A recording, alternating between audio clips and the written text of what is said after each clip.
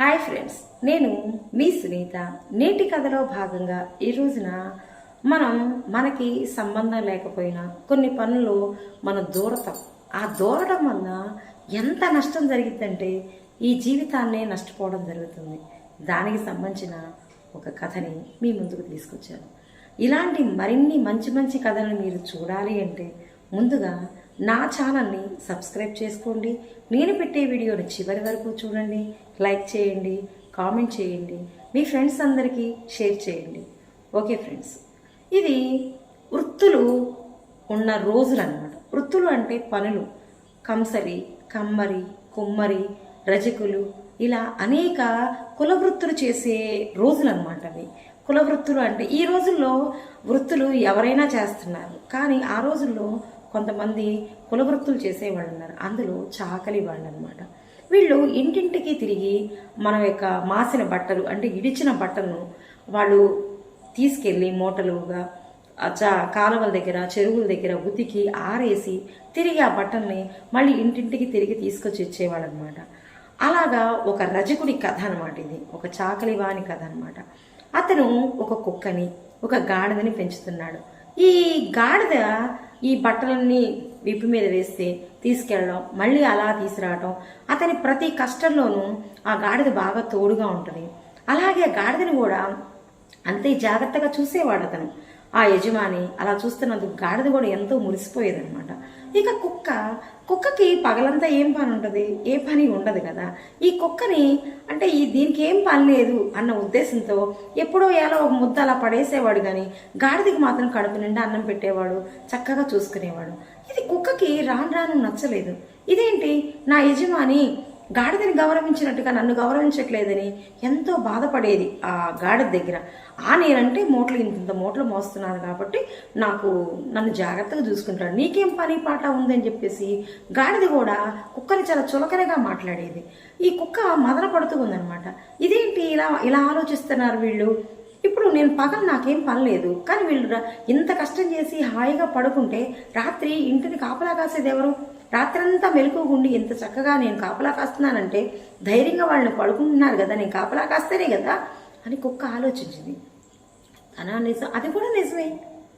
ఇది ఇంత చక్కగా కాపలా కాసి ఎవరిని రానియకుండా చూస్తుంది కాబట్టి వాళ్ళు అంత ప్రశాంతంగా నిద్రపోతున్నారు. దాన్ని మర్చిపోయాడు ఆ యజమాని. అలా కాలం గడుస్తుంది. ఇది కూడా మనసులో ఒక వేదన గురవుతూ ఉందన్నమాట. ఒకరోజు ఒక దొంగోడు ఆ ఇంటికి వచ్చాడు. వచ్చినప్పుడు ఆ దొంగోడిని చూసింది కుక్క, కానీ మొరగల. ఎందుకు? మనసులో వేదన ఉంది. నాకేం పని లేదు అని చెప్పేసి అనుకుంటున్నాడు కదా, నా పని ఇప్పుడు, కానీ నేను పని చేయను, ఎందుకంటే నన్ను గౌరవించట్లేదు యజమాని అన్న ఉద్దేశంతో అలాగా కాలయాపన చేస్తూ ఉంది, కానీ అరవలేదన్నమాట. అరవకుండా ఉండేసరికి గాడిద అది చూసింది. ఏంటి నువ్వు అరవు? యజమాని ఇంటికి దొంగోడు వస్తే నువ్వు అరవు ఏంటి, అరువు అన్నట్టుగా. నేను అరవను అని చెప్పేసి ఇలా మొహం తిప్పేసుకుంది అనమాట. దొంగోడు వచ్చాడు, మూటాముల్లి సర్దుకున్నాడు, వాడు చక్కగా వెళ్ళిపోయాడు. ఇలా వెళ్ళిపోతున్నప్పుడు ఎంత సర్దుతున్నప్పుడు గాడిద ఇక ఈ కుక్క అరిచేలా లేదని చెప్పి నేనే అరుద్దామని వాండర్ పెట్టడం మొదలెట్టింది. ఈ వాండర్ అంతా ఇప్పుడు గాడిద వాండర్ పెడితే ఏమనుకుంటాడు? తనకి ఏదో ఎందుకు అరుస్తుందో అనుకున్నాడు. దొంగోడని ఊహించలేకపోయాడు ఆ యజమాని కూడా.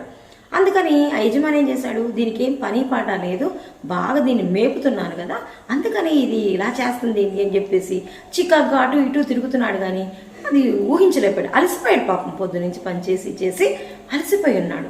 ఇక మళ్ళీ ఇంకా వాండర్ పెడుతుంది. అది ఇంకా ఎక్కువ వాండర్ పెట్టేసరికి బాగా చికాకేసి ఆ యజమాని ఏం చేశాడంటే మూలనున్న దుడ్డు కర్ర తీసుకుని 4 దెబ్బలు వేసాడు. ఇది కిక్కురు మనకుండా పడుకుంది. పడుకున్నాడు పాపం యజమాని. తెల్లారి చూస్తే అది వాతం కమ్మి చచ్చిపోయింది. అర్థమైంది ఇంట్లో దొంగతనం జరిగింది అనే విషయం ఆ యజమానికి అర్థమైంది. కుక్క ఎందుకు అరవలేదు? ఇక అరవలేదని దాన్ని 2 దెబ్బలు వేసాడు, కానీ గాడిద చనిపోయిన దానికి ఎక్కువ బాధపడ్డాడు. ఇక్కడ జరిగింది ఏంటి? 2 జంతువులు పెంచుకున్నప్పుడు సమదృష్టితో చూడలేదు. కుక్క ఏం చేసిద్దిలే అని చెప్పేసి. ఇక్కడ గమనించాలి, మనం చిన్న వస్తువు సూది, చిన్న వస్తువు పిన్నీసు, కానీ మనం ఎంత అవసరం ఈ పిన్నీస్ అయినా సూదైనా అంటే పెద్దగా ఉండి పనిచేస్తేనేనా దేని పని దానిదే, దేని ప్రాధాన్యత దానిదే. సమయం వచ్చినప్పుడు వాటి ప్రాధాన్యత తెలుస్తుంది. అంత మాత్రం చేత నువ్వు ప్రాధాన్యత లేదంటే ఎలాగా? ఇది అంతే. అది కూడా బాధపడింది. ఏం చేస్తాడు? ఎంతో విలువైన తన యొక్క జీవిని ఆ యజమాని కోల్పోవడం జరిగిందనమాట. ఈ కథ ద్వారా నేను చెప్పేది కూడా ఉంది. మనం పైకి కనిపించేవే నిజాలు కావు. చిన్న వస్తువులైనా పెద్ద వస్తువులైనా, వస్తువులు కాదు జీవులైనా సరే, వేటి ప్రాధాన్యత వాటిదే, వేటి ప్రాముఖ్యత వాడిదే. సమయం వచ్చినప్పుడు వాటి ప్రాముఖ్యత అనేది బయటకు వస్తుంది.